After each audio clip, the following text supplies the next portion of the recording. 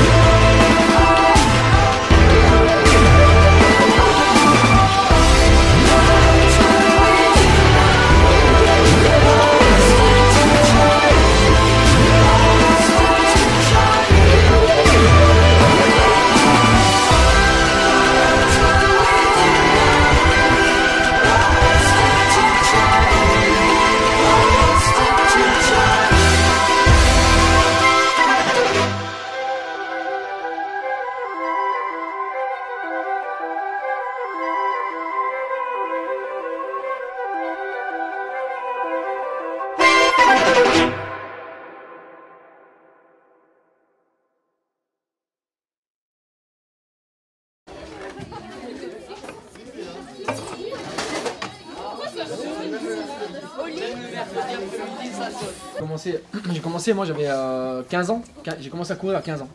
Donc j'ai commencé au collège, bon, j'ai gagné pas mal de cross UNSS, donc j'ai fait du UNSS moi. Mais par contre, bon, j'ai gagné les cross départementaux, mais après c'était trop... il y avait des garçons qui étaient beaucoup plus forts que moi, parce qu'il y avait déjà des garçons qui étaient en club. Donc j'ai pas été le meilleur dans le moment, mais j'étais très orgueilleux. Ça veut dire que dès que je perdais, j'avais envie de gagner. Donc c'est ça aussi qui m'a aidé moi après derrière à persévérer et à m'entraîner, à essayer de m'entraîner un peu plus. J'ai eu une grande chance, c'est que je suis tombé sur un entraîneur qui m'a tout de suite compris et qui était très présent pour nous. Il y a aussi un gros besoin d'éducateurs dans ce milieu-là, et c'est vrai qu'il faut faire confiance. J'ai eu la chance d'avoir un entraîneur qui m'a d'ailleurs suivi toute ma vie. Je lui ai posé une question un jour, je devais avoir 16 ans, je lui ai posé la question pourquoi tu fais ça et quel est ton rêve à mon entraîneur. Il m'a tout simplement dit j'aimerais un jour avoir un athlète qui aille aux Jeux Olympiques. J'ai fait 3 fois les Jeux Olympiques. La première fois que j'ai fait les Jeux, j'avais 22 ans. Et j'ai fait une médaille de bronze en 2008. Donc j'ai réalisé à ce moment-là le rêve de mon entraîneur. Pour moi, c'était une satisfaction et un plaisir particulier parce que c'est quelqu'un qui était bénévole, donc il ne gagnait pas d'argent. Qui faisait ça sur ses temps de vacances. Et qui a pris une place aussi importante dans ma vie parce que c'est comme un deuxième père, quoi. Et c'est vrai que c'est un sport où on est obligé de persévérer, c'est un sport qui est difficile, c'est un sport où on travaille énormément, on s'entraîne le matin, on s'entraîne le soir. Il y a même dans certains pays des athlètes qui s'entraînent 3 fois par jour, donc c'est très très dur. Mais c'est un sport génial parce que moi j'ai eu la chance d'aller aux Jeux Olympiques. La première fois que j'ai fait les Jeux, j'avais 22 ans, je venais d'avoir 22 ans. Je suis rentré dans un stade où il y avait 120 000 personnes, je ne sais pas si vous vous en rendez compte. Aujourd'hui, les plus grands stades en France, le plus grand stade en France, c'est le Stade de France, il y a 75 000 places. Donc moi, je suis arrivé dans ce stade-là où il y avait 120 000 personnes, la flamme olympique devant moi. C'était un rêve plus qu'intouchable pour moi quand j'ai commencé à faire ça. Et puis ça m'a procuré vachement de sensations. Donc tout le travail que j'avais fait derrière, tout l'entraînement que j'avais derrière, c'était parti, quoi. J'y pensais plus. Et à ce moment-là, j'ai vraiment compris que c'était quelque chose que j'adorais, quoi. Voilà, et aujourd'hui, moi, je me bats un petit peu pour essayer de faire comprendre à certains enfants, à certains jeunes que le sport c'est important. Alors il n'y a pas que la course à pied, mais le sport c'est quelque chose qui procure des sensations comme nulle part. Quand on fait les Jeux Olympiques, quand on fait une grande compétition nationale, c'est quelque chose d'énorme. On vit des moments, vraiment des gros moments. Et ça nous donne envie de nous dépasser encore plus. Alors je reviens sur ce que j'ai dit au début. J'ai perdu mes crosses au début. Et ça m'a aidé à vouloir travailler. J'ai travaillé de plus en plus, je me suis entraîné de plus en plus. Ça a pris de plus en plus de place dans ma vie. C'est devenu quelque chose pour lequel je ne pouvais plus me passer. Et après j'ai gagné. Donc j'ai continué à gagner. Quand tu commences à gagner, tu as envie de continuer à gagner. Donc tu t'entraînes encore plus. Mais tu sais qu'un jour ou l'autre, tu tomberas sur plus fort que toi. Et c'est comme ça, c'est la loi du sport. Je savais, on a discuté plusieurs fois d'ailleurs avec Vincent, qu'un jour ou l'autre, on a tort dans ce sport-là. Mais c'est un tel plaisir que voilà, aujourd'hui, moi, j'ai un recul sur ma carrière qui est extraordinaire. J'ai des souvenirs qui resteront gravés à jamais dans ma vie. Et, moi, petit gamin de quartier, jamais de ma vie, j'aurais pensé pouvoir un jour vivre de ça, vivre des moments comme ça, partir dans des pays que je connaissais même pas, que je savais même pas situer dans une carte avant d'y aller. Donc c'était vraiment énorme. Il n'y a que le sport qui peut procurer des sensations comme ça. Mehdi Bala qui va retrouver donc une grande finale mondiale. Mais sa réserve chronométrique est un petit peu plus faible non, par rapport aux autres. Elle était de près de 4 secondes avant, depuis qu'il y a eu 1,7. Allez, qui va mener? Mehdi en tout cas a pris un départ extrêmement volontaire. Mehdi Bala qui apparemment va prendre le train à son compte peut-être, mais tout de suite. Pour calmer sur les... Voilà, c'est ça. Donc Mehdi a choisi de calmer. Que va faire Hicham El Guerrouj? Il est en deux. C'est parti que l'avant. Hicham El Guerrouj a démarré, les Mehdi est là. Et Fouad aussi. Les deux Français sont là. Reyes Esteves. Et Fouad qui doit passer Reyes Esteves. C'est Mehdi. Vas-y, Mehdi Bala qui est maintenant à l'entrée de la dernière épreuve.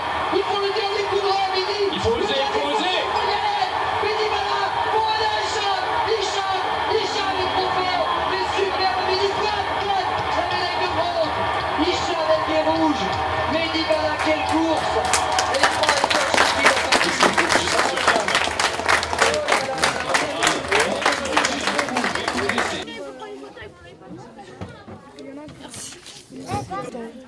Pas de force, tu vois, sinon j'y arrive pas.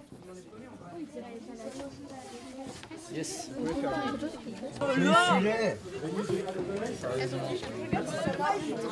Ah putain. On fait du sport. Tiens, je le range, je le range. C'est bon toi?